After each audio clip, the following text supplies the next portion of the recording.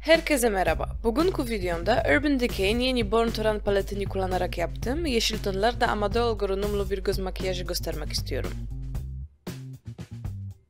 Eğer ekranda gördüğünüz makyaj görünümü ilginizi çektiyse izlemeye devam edin.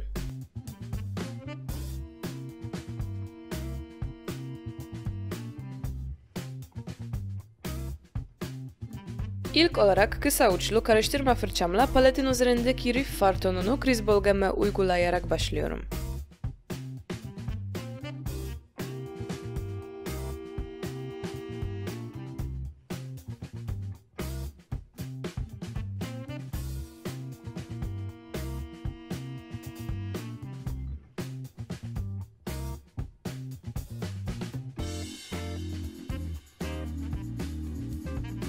Sıradaki far tonum olan Still Shot'a geçiyorum ve görünüme biraz pembelik veriyorum.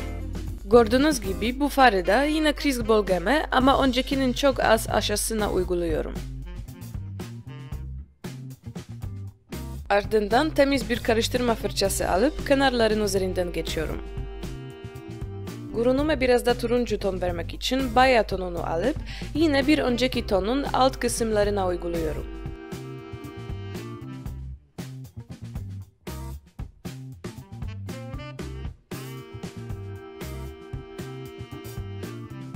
Ardından ilk karıştırma fırçamı tekrar alıp hepsinin üstünden bir daha geçiyorum.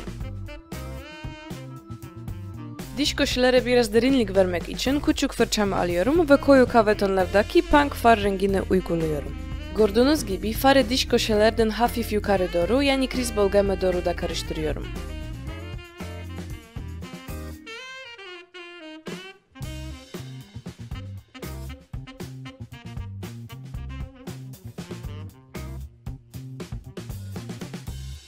Göz kapağımın hareketli kısmı için parıltılı ve gold yeşil tonlardaki smoke farı fırçamla alıp Max Fix Plus sprayimi sıktıktan sonra iç köşeden ortaya kadar yani yarısına uyguluyorum. Göz kapağımın diğer yarısı içinse yoğun yeşil far tonum olan Wonderlust'ı alıyorum ve yine sprayimi sıktıktan sonra ortadan diş köşeye kadar uyguluyorum.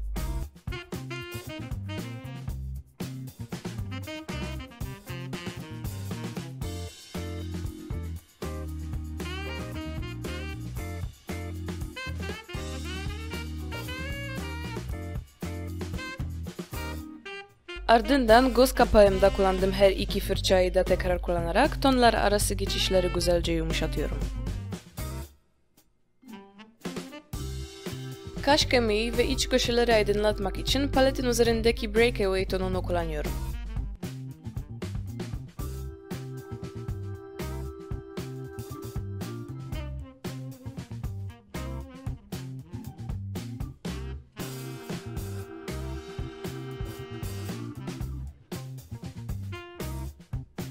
Eyeliner olarak Kat Von D Tattoo Liner kullanıyorum.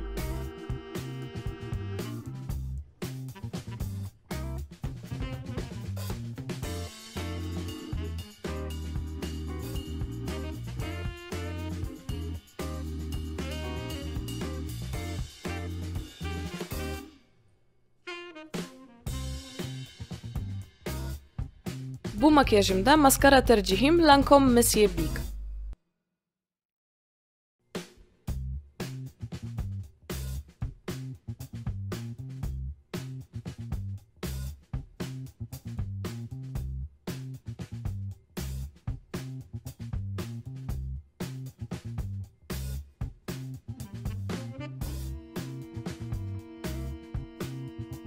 Dudaklarım içinse ilk Urban Decay Matte Rouge'un 1993 numaralı tonunu kullanıyorum.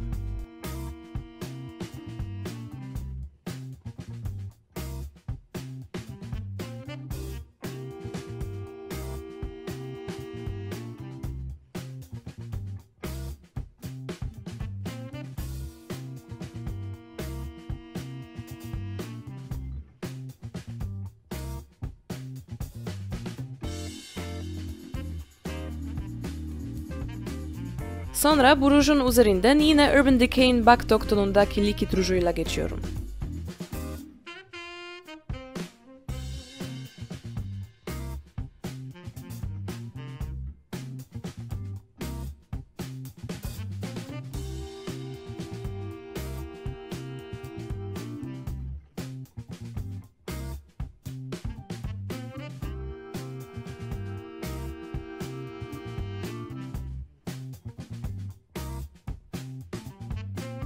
Böylece bu kısa videomun da sonuna geldik. Umarım beğenmişsinizdir. Makyajım ve videom hoşunuza gittiyse beğen butonuna tıklarsanız ve kanalıma abone olursanız çok sevinirim. Bir sonraki videomda görüşmek üzere.